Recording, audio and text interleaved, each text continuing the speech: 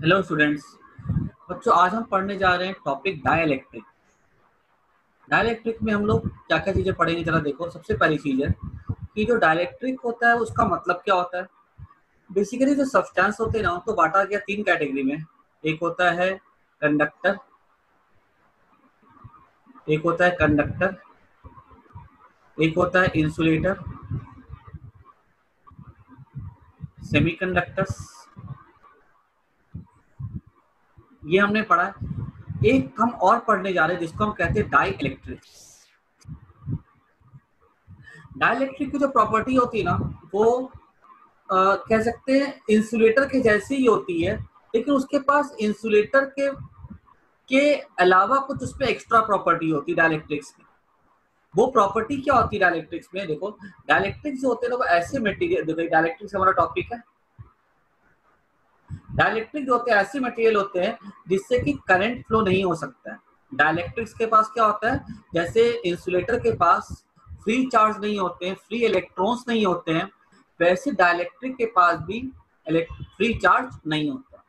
अगर free charge होंगे ही नहीं, इलेक्ट्रॉन्स होगा ही नहीं, तो फ्लो कैसे करेंगे? या क्योंकि कंडक्टर के पास क्या होता है, इलेक्ट्रॉन्स होते हैं, तो यहाँ से निकल जाते हैं। हम बाहर से बैटरी लगाते हैं तो ये इलेक्ट्रॉन मूव कर सकते हैं, तो हम कहते हैं कंडक्टर्स में जो चार्ज होते हैं ना, वो मूव कर सकते हैं। लेकिन डाइलेक्ट्रिक में क्या होता है, जो चार्ज होते हैं वो न्यूक्लियस के साथ बंधे हुए होते हैं। प्रोटॉन उसको खींच के रखता है अंदर की तरफ। तो अगर खींच के रखेगा तो यहाँ से ये एटम से इलेक्ट्रॉन निकल नहीं पाएगा। अगर ये इलेक्ट्रॉन निकल नहीं पाएगा तो ये मूव नहीं करेगा। ये डाइलेक्ट्रिक में क्या होता है, फ्लो ऑफ चार्ज नहीं हो सकता है, because charges are bound to the atom by the nucleus. ये एटम में ही बाउंडेड रहते हैं, इसके द्वारा, न्यूक्लियस के द्वारा। लेकिन इनकी एक खास बात होती है, इनमें एक एक्स्ट्रा चीज क्या होती है, they can produce induced electric field. ये इंड्यूस्ड इलेक्ट्रिक फील्ड का मतलब क्या हुआ? देखो,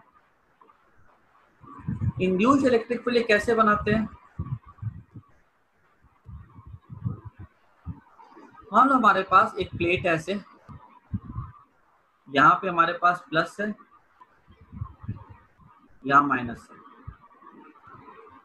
अब कोई सब्सटेंस है जिसमें ये डाइलेक्ट्रिक है बीच में, ये हमारा डाइलेक्ट्रिक है। अगर हमने इसके एटम की बात की ना, तो इसके एटम ऐसे होते हैं, प्लस माइनस। एटम किससे बने होते हैं? पॉजिटिव और नेगेटिव चार्ज से बने होते हैं। पॉजिटिव मतलब न्यूक्लियस, नेगेटिव मतलब इलेक्ट्रॉन। ये ऐसे होते हैं। अब जैसे हमने क्या किया, ये डाइलेक्ट्रिक को इसके अंदर इंसर्ट किया। शुरू में उसके एटम ऐसे थे, प्लस इधर माइनस इधर, सब ऐसे थे, ठीक है, रैंडमली। इसके अंदर किसी भी तरह का इलेक्ट्रिक फील्ड नहीं था, क्योंकि अगर हम इधर बात करें तो ये प्लस माइनस, ये प्लस माइनस, इसका ये ऐसा गया डायपोल मोमेंट, इसका डायपोल मोमेंट ऐसा गया, इसका ऐसा गया, है ना। Minus plus dipole moment create करता है, सब ऐसे गया। सब रैंडमली ओरिएंटेड होता है। ये प्लस और माइनस है ना, प्लस और माइनस होता है मॉलिक्यूल के पास, जैसे HCl, H plus Cl minus, ठीक है। तो ये क्या बनता है, डायपोल बनता है। सबके डायपोल मोमेंट का डायरेक्शन क्या होता है, नेगेटिव से पॉजिटिव होता है। सब इधर उधर मुंह करके खड़े हुए, किसी का ऐसा, किसी का ऐसा है, किसी का ऐसा है, किसी का ऐसा है। जैसे हमने बाहर से इलेक्ट्रिक फील्ड अप्लाई किया, ये प्लेट अप्लाई करके, वैसे क्या होता है कि यहाँ पर जैसे हमने यहाँ पे इलेक्ट्रिक फील्ड अप्लाई किया, वैसे ही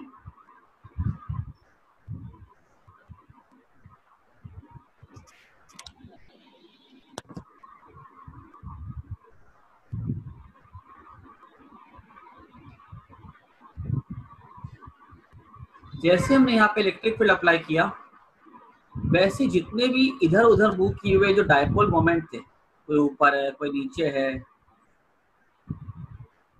ये सब क्या होते हैं, एक डायरेक्शन में पॉइंट करने लगते हैं।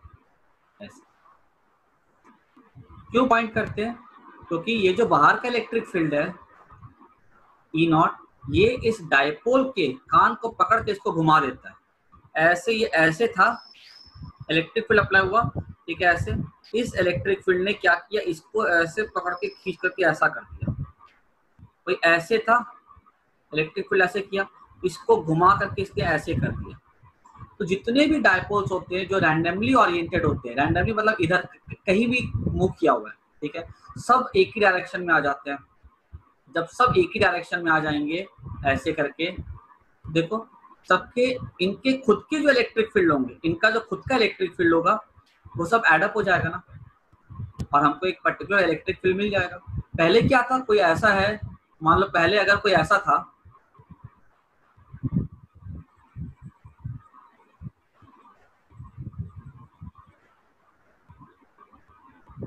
पहले मान लो कोई अगर ऐसे था, ठीक है, और एक डायपोल ऐसे था, तो कैंसिल हो गया। लेकिन अगर हमने बाहर से अगर इलेक्ट्रिक फील्ड अप्लाई कर दिया, एक अंदर में डायपोल था ऐसा, एक मॉलिक्यूल, उसका डायपोल मोमेंट ऐसा, दूसरे का ऐसा है, बाहर से हमने इलेक्ट्रिक फील्ड अप्लाई किया, ये वाला ऐसे ही रहेगा, और ये वाला जो है ना इलेक्ट्रिक फील्ड की वजह से घूम जाएगा। मान लो अगर थोड़ा सा इसको हमने ऐसा दिखा दिया अगर, ठीक है, अगर हमने इसको ऐसा दिखा दिया,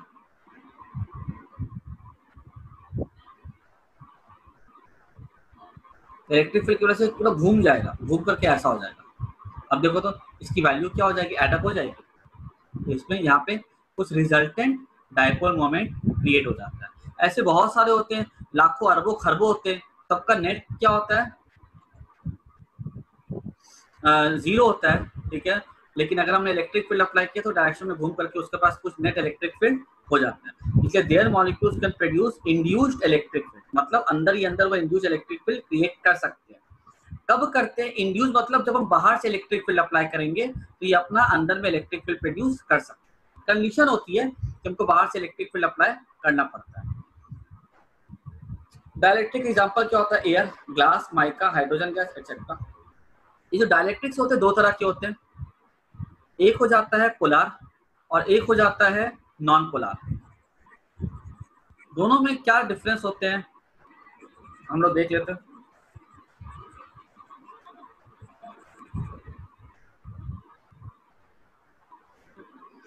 पोलार डाइलेक्ट्रिक्स की मैंने कैरेक्टरिस्टिक यहाँ पे लिख दी है। पहली characteristic, they are made of polar molecules. Polar molecules मतलब ऐसे H प्लस Cl माइनस, ये पोलार मॉलिक्यूल्स होगा, Na plus Cl minus, polar molecules. Polar molecules की खास बात क्या होती है कि इनके जो सेंटर ऑफ मास होगा ना प्लस का और माइनस का, उनके बीच में कुछ डिस्टेंस होता है। जैसे कि अगर H प्लस का देखा जाए, ठीक है,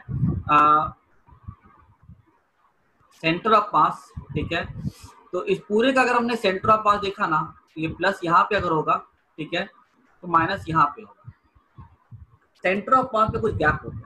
जैसे एग्जांपल ले लेते हैं हम लोग, अगर CO2, यहाँ हम एग्जांपल लेते हैं, इसमें H2O का,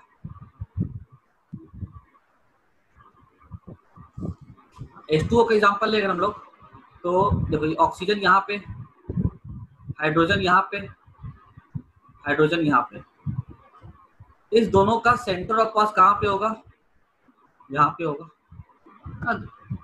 सेंटर ऑफ मास बीचों बीच में होगा। ठीक है, नेगेटिव का सेंटर ऑफ मास यहाँ पे हो गया, और ये प्लस होता है, ये प्लस का सेंटर ऑफ मास हो गया।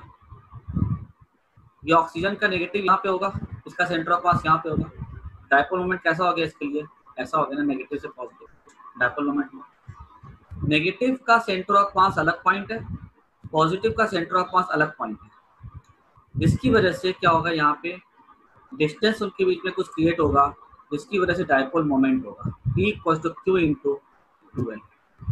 The same way Na plus Cl का, Na प्लस का एक सेंटर ऑफ मास यहाँ पे होगा, Cl का सेंटर ऑफ मास यहाँ पे होगा, प्लस यहाँ पे हुआ, माइनस यहाँ पे होगा, डायपोल मोमेंट क्रिएट होगा।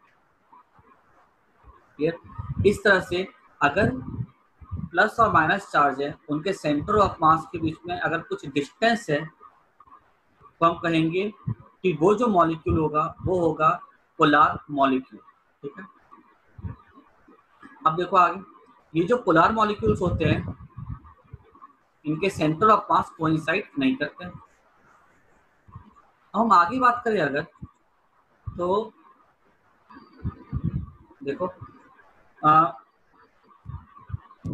In polar molecule centre of mass and positive and negative charge, sorry यार, यहाँ पे आएगा डू नॉट कोइंसाइड,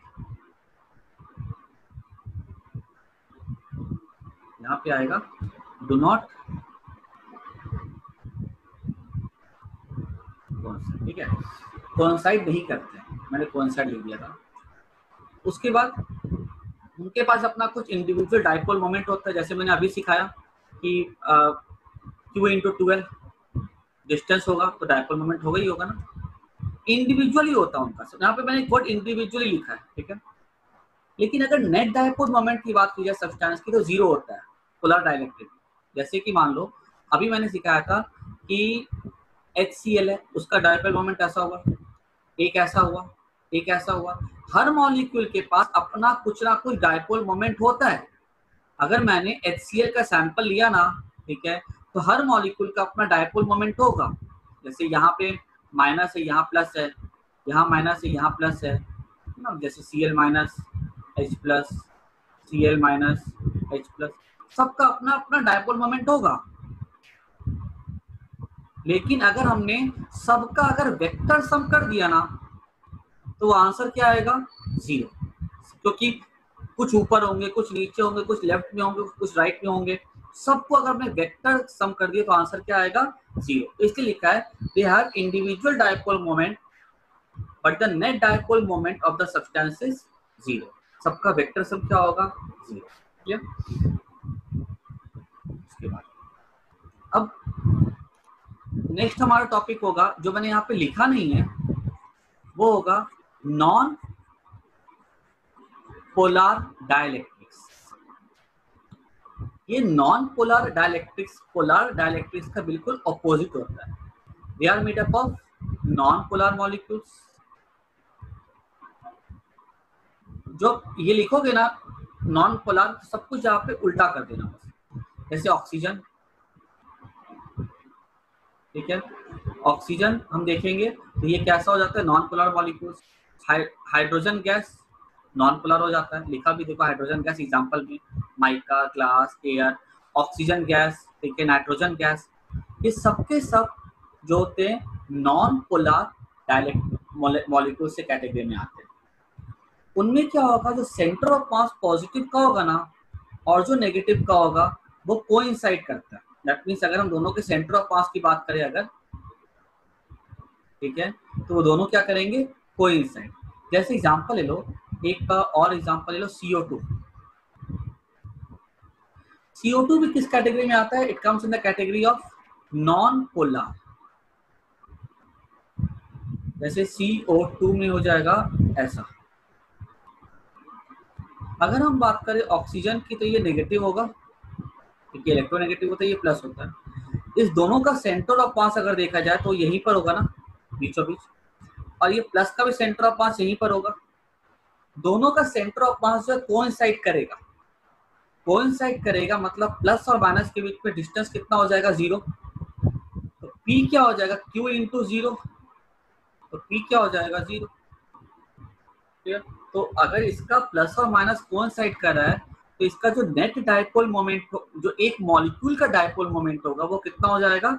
जीरो। तो यहाँ पे the molecules have zero dipole moment. They are made up of non polar molecules.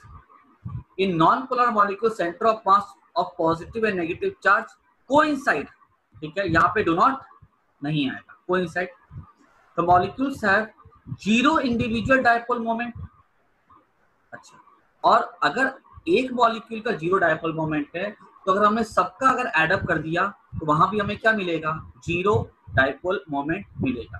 तो ये फिफ्थ वाला पॉइंट क्या रहेगा? सेम रहेगा, the net dipole moment of the substance is zero. पहले 4 पॉइंट मुझे चेंज करने होंगे, 5वां पॉइंट मेरे को सेम रखना होगा in the case of non polar dielectric. तो नॉन पोलर डाइलेक्ट्रिक अगर हमसे एग्जांपल पूछा जाए तो हम क्या लिख सकते हैं? CO2 गैस लिख सकते हैं। क्लियर? हाइड्रोजन गैस भी लिख सकते हैं, ऑक्सीजन गैस भी लिख सकते हैं। पोलर की अगर बात आती है तो Na+Cl minus, H+F minus, H+Cl minus, ठीक है, वो सारे के सारे हो जाएंगे। उसके बाद एक पॉइंट मैंने और यहाँ पे लिखा है, the molecules are they are not symmetrical. देखो अगर मैं बात करूं नॉन पोलर की, ये पोलर की बात करूं मैं, तो वो सिमेट्रिकल नहीं होते।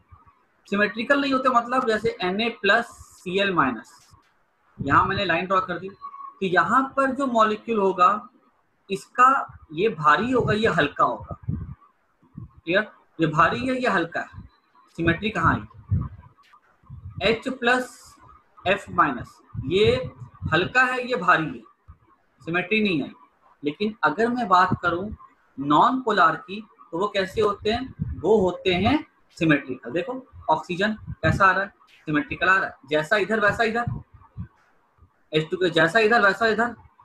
CO2 देखो, इधर देखो ऑक्सीजन, इधर भी ऑक्सीजन, ये बीच में ऐसा देख लो। तो ये जो नॉन पोलर डाइलेक्ट्रिक्स होते हैं ना, वो सिमेट्रिकल होते हैं, लेकिन जो पोलर डाइलेक्ट्रिक्स होते हैं वो सिमेट्रिकल नहीं होते हैं। आई थिंक सबको ये प्रॉपर्टी समझ में आ गई। पोलर मॉलिक्यूल्स की क्या होती है, पोलर मॉलिक्यूल्स इनकी प्रॉपर्टीज याद कर जानी है। अच्छा, उसके बाद नेक्स्ट हम पढ़ने जा रहे हैं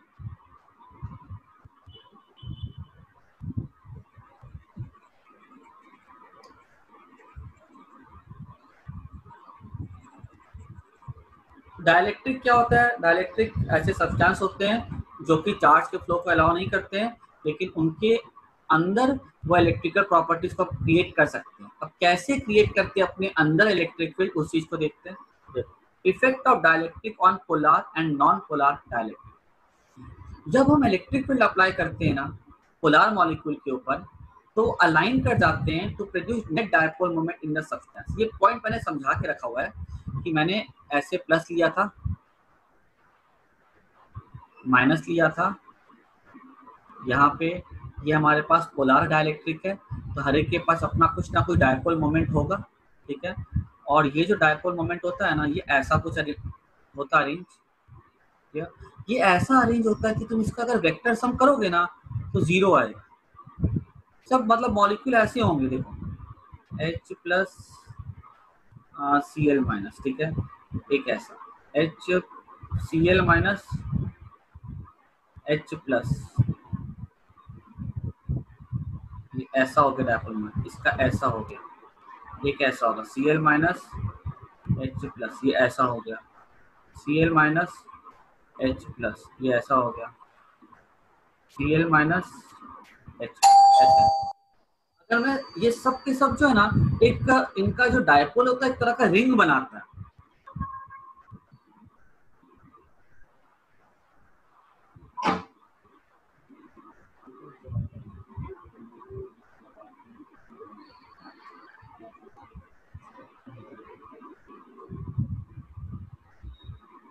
तो ये सब डायपोल जो होते हैं ना, इंडिविजुअल डायपोल, ठीक है, इंडिविजुअल डायपोल जो होते हैं ये क्या करते हैं, एक रिंग बनाते हैं। क्लियर? ये जो इसका अगर हम रिजल्टेंट निकाल लेना, तो रिजल्टेंट की वैल्यू क्या आएगी? जीरो आएगी। रिजल्टेंट डायपोल मोमेंट की वैल्यू क्या आएगी?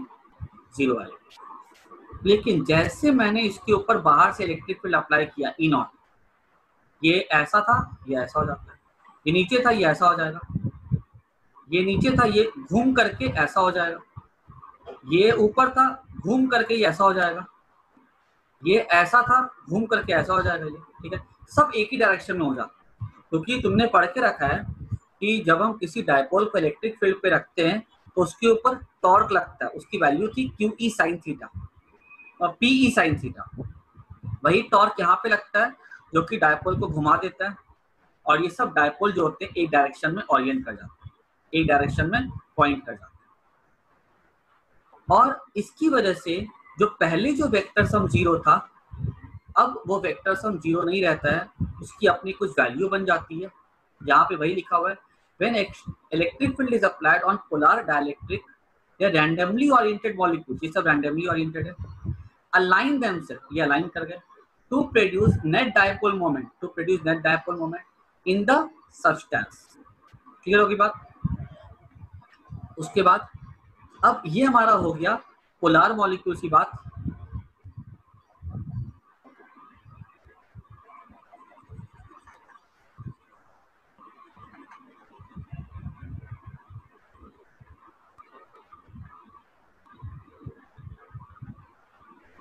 अब हम बात करते हैं, अगर हमारे पास नॉन पोलर मॉलिक्यूल है तो क्या होगा? नॉन पोलर मॉलिक्यूल का इंडिविजुअल डायपोल मोमेंट क्या था, मैंने बताया था जीरो होता है। इंडिविजुअल, नेट तो जीरो होता ही होता है दोनों केस में, पोलार में भी नॉन पोलार में भी। लेकिन नॉन पोलार का इंडिविजुअल डायपोल मोमेंट भी क्या होता है, जीरो। जीरो अगर होता है इसका मतलब क्या हुआ, इंडिविजुअल जीरो है, मतलब उसमें प्लस और माइनस जो होते हैं साथ साथ रहते हैं। ये किसका होता है, ये होता है नॉन पोलार। प्लस और माइनस साथ में रहते हैं। पोलार में प्लस माइनस अलग अलग थे, ऐसे होते हैं पोलार में अलग अलग होते हैं। लेकिन नॉन पोलार में कैसे होते हैं, वो साथ साथ होते हैं। अब जैसे हमने बाहर से इलेक्ट्रिक फील्ड अप्लाई की, वैसे क्या होगा, ये माइनस पे जो है ना, यहाँ पे हमारे पास डाइलेक्ट्रिक ऐसा, ये ऐसे,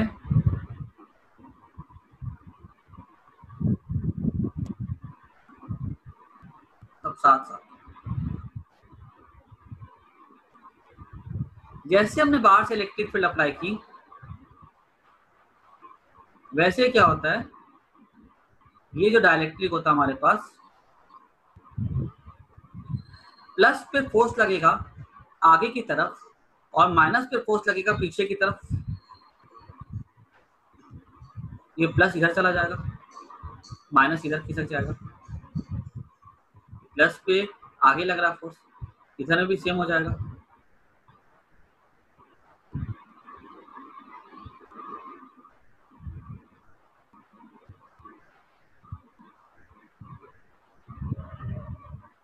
हो सकता है कोई मॉलिक्यूल ऐसा हो, उसका प्लस माइनस ऐसा हो जाए।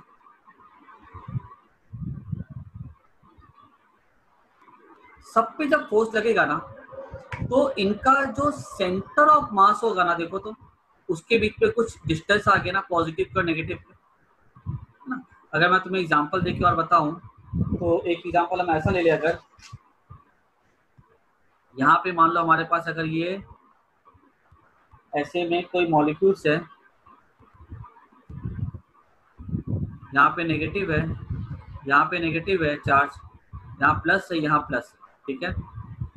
इन दोनों का नेगेटिव नेगेटिव का सेंटर ऑफ पास यहाँ पे होगा, पॉजिटिव पॉजिटिव का सेंटर ऑफ पास यहाँ पे होगा, कोइंसाइड कर रहा है। नेट डायपोल मोमेंट जीरो है। नेट डायपोल मोमेंट अगर जीरो होगा तो इंड्यूस डायपोल मोमेंट जीरो होगा। जैसे हमने बाहर से इलेक्ट्रिक फील्ड अप्लाई की, ये प्लस पे क्या होगा, फोर्स लग गया। प्लस पे जैसे फोर्स लगा, ये प्लस क्या होंगे, इधर खिसक जाएंगे। ये माइनस क्या होगा, माइनस पे फोर्स लगा, माइनस इधर आ जाएगा।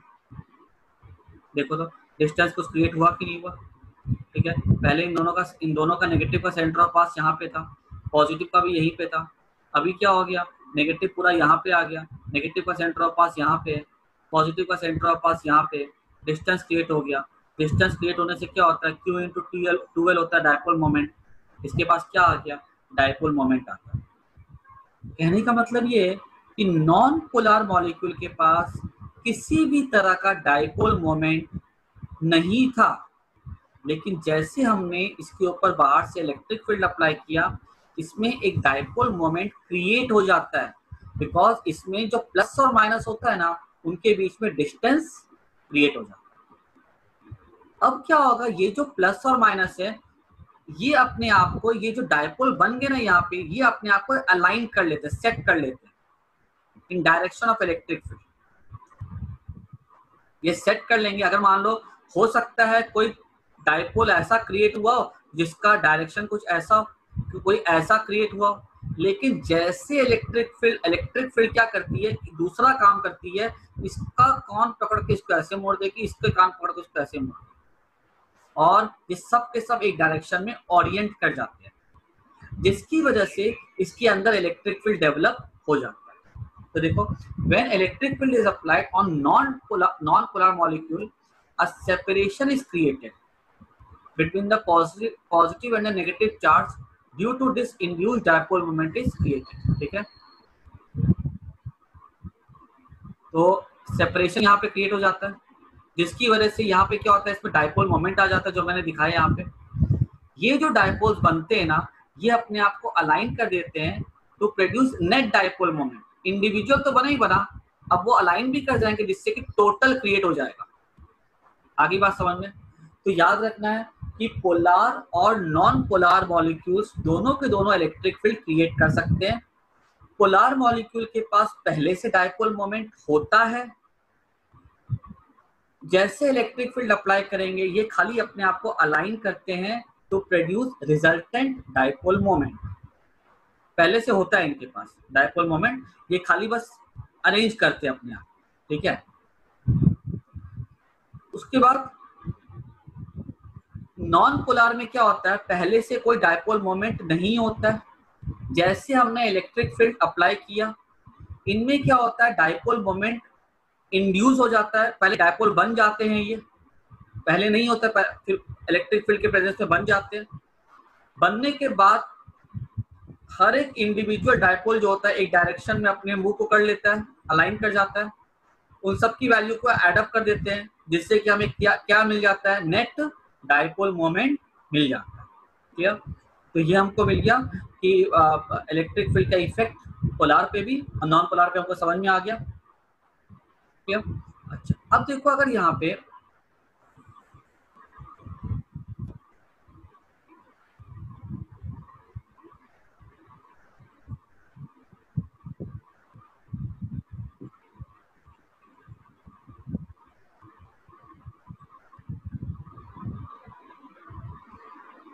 अब यहाँ पे जब हम लोग चाहे पोलार हो चाहे नॉन पोलार हो, इलेक्ट्रिक फील्ड में दोनों के दोनों क्या बनाते हैं, डायपोल मोमेंट दोनों में ही होते हैं। अब देखो होगा क्या, यहाँ पे प्लस है, यहाँ पे माइनस है। जैसे हमने यहाँ पे इलेक्ट्रिक फील्ड अप्लाई किया ये कैसे हो जाती है, ऐसे बन जाते हैं ना, यहाँ पे minus plus minus plus minus plus,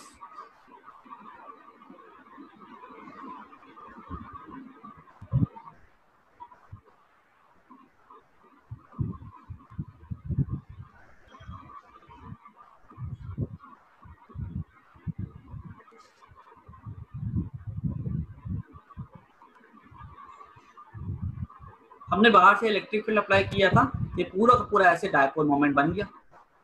अब यहाँ पर देखो ये प्लस और ये माइनस कैंसिल कर जाएंगे क्योंकि पास पास है, इनका इफेक्ट क्या हो गया, नलीफाई। इन द सेम में ये प्लस माइनस का भी इफेक्ट कैसा हो गया, नलीफाई। ये प्लस माइनस का भी कैसा हो गया इफेक्ट, नलीफाई। अंदर में ही जो प्लस माइनस होते हैं सबका इफेक्ट नलीफाई हो जाता है, लेकिन जो बॉर्डर पे होते हैं माइनस, ये इस प्लस को टच नहीं कर रहा है, बीच पे थोड़ा गैप होता है। अब यहाँ पे इसका इफेक्ट जो होता है वो नलीफाई नहीं हो पाता है, ये माइनस का अपना इफेक्ट रह जाता है डाइलेक्ट्रिक में और इस प्लस का इफेक्ट अपना रह जाता है। लेकिन अंदर के जितने भी प्लस और माइनस इफेक्ट होते हैं सब के सब एक दूसरे को काट देते हैं। अगर हमने इसका सिंपल डायग्राम ड्रॉ किया डाइलेक्ट्रिक का, तो डाइलेक्ट्रिक का सिंपल सा डायग्राम कुछ ऐसा बनेगा, ये माइनस, यहाँ पे ये प्लस, अंदर का क्यों दिखा है, सब कैंसिल ही हो गया। तो देखो तो जैसे हमने इस डायग्राम को बनाया हमें क्या दिख रहा है, हमें नेगेटिव चार्ज दिखता है एक एंड पे, पॉजिटिव चार्ज हमको दिखता है दूसरे एंड पे। ये जो हमको चार्जेस दिखते हैं ना, हमने क्या देखा कि यहाँ पे नेगेटिव चार्ज एक एंड पे शिफ्ट कर गया है और पॉजिटिव चार्ज जो है वो दूसरे एंड पे शिफ्ट कर गया। एंड के लिए एक वर्ड यूज होता है पोल, ठीक है। चार्ज कहाँ चले गए, दो कोने में चले गए हैं, दो पोल में चले गए चार्ज। दो पोल मतलब अर्थ का होता है नॉर्थ पोल साउथ पोल, दो एंड हो गए वो। तो यहाँ पे चार्ज दो पोल पे चले गए, तो चार्ज पोल पे चले गए तो हमने क्या किया, चार्ज को पोल पे भेज दिया, उससे वर्ड बन गया पोलराइजेशन। पोलराइजेशन सिंपल भाषा में बोला जाए तो चार्जेस जो होते हैं नेगेटिव और पॉजिटिव चार्ज होते हैं वो अपोजिट पोल पे क्रिएट हो जाते हैं, इस चीज को बोलते हैं पोलराइजेशन। अपोजिट पोल मतलब अपोजिट फेसेस बोल सकते हैं। It is a process of inducing equal and opposite charge on two opposite faces of dielectric, है ना, अपोजिट फेस पे on application of electric field. हम बाहर से इलेक्ट्रिक फील्ड अप्लाई किए तो ये जो चार्ज जो दो अपोजिट फेसेस पे आ जाते हैं, इस फिनोमिना को हम लोग क्या बोलते हैं, पोलराइजेशन। ठीक है, यहाँ पे पोलराइजेशन हुआ ऐसा हम बोलेंगे। ठीक है, तो ये समझ में आ गया। ठीक है, अब देखो मैं सिंपल में डाइलेक्ट्रिक के बारे में बोलूँ अगर, डाइलेक्ट्रिक क्या होता है, उसके डाइलेक्ट्रिक के मॉलिक्यूल्स जो होते हैं उनके पास फ्री इलेक्ट्रॉन्स तो नहीं होता है, लेकिन वो क्या वो कुछ अपना इलेक्ट्रिक इफेक्ट क्रिएट कर सकते हैं। मैंने क्या बोला था कि they produce induced electric field, उनके पास खुद का कोई चार्ज नहीं होता है, फ्री चार्ज नहीं होता है, लेकिन वो इलेक्ट्रिक फील्ड क्रिएट कर सकते हैं। कैसे करेंगे देखो, हमने बाहर से इलेक्ट्रिक फील्ड अप्लाई किया था E0, अब क्या हुआ, ये नेगेटिव इस एंड पे आ गया, पॉजिटिव इस एंड पे आ गया। अब इस डाइलेक्ट्रिक के अंदर खुद का इलेक्ट्रिक फील्ड क्रिएट हो सकता है, इसको मैं ले सकता हूँ EI, electric field due to induced charge. ठीक है, इंड्यूस क्यों बोलते हैं, इंड्यूस वर्ड का मतलब होता है विदाउट टचिंग। ठीक है, ये प्लेट जो है ना इसको टच नहीं कर रही है, फिर भी यहाँ पे इसको चार्ज को इंड्यूस कर दिया गया। ठीक है, तो ये होता है इंड्यूस चार्ज। तो यहाँ पर जो इसके अंदर खुद के अंदर एक इलेक्ट्रिक फील्ड क्रिएट हो जाता है, जिसको हम लिख सकते हैं EI। ठीक है, electric field due to induce charge on the dipole. अब अगर ये पूछा जाएगा कि अगर हमने बाहर से इलेक्ट्रिक फील्ड अप्लाई किया 100, तो डाइलेक्ट्रिक के अंदर इलेक्ट्रिक फील्ड 100 से ज्यादा होगा, 100 से कम होगा, 100 के इक्वल होगा। तो ऑब्वियस ही बात है, यहाँ पे अपोजिट बन रहा है तो कम ही होना चाहिए ना। क्लियर, यहाँ पे अगर अपोजिट बन रहा है तो यहाँ पे कैसा होना चाहिए, कम होना चाहिए। तो अगर यहाँ पे मैं इलेक्ट्रिक फील्ड की बात करूं, तो यहाँ पे ये इलेक्ट्रिक फील्ड कितना हो जाएगा देखो, तो मान लो हमने बाहर से अप्लाई किया 100, अंदर में बन रहा है ये 20। ठीक है, ये बना रहा है, तो नेट इलेक्ट्रिक फील्ड कितना हो जाएगा यहाँ पे, ये 80 हो जाएगा। तो मैं क्या लिख सकता हूँ, electric field inside a dielectric is given by E0 minus EI। Subtract करेंगे ना। ठीक है, ये क्या हो जाएगा, ये net electric field inside the dielectric हो जाएगा। तो याद रखना है कि डाइलेक्ट्रिक के अंदर एक्सटर्नल इलेक्ट्रिक फील्ड होगा, उसके कंपैरिजन में डाइलेक्ट्रिक के अंदर इलेक्ट्रिक फील्ड हमेशा कम होता है because of the induced charge. यहाँ पे कितना हमको दिख रहा है, इसके अंदर कितना बना 20, बाहर से कितना अप्लाई किया 100, तो यहाँ पे E की वैल्यू क्या हो जाएगी 100 माइनस 20 दैट इज 8। ये हो गया net electric field inside the die electric.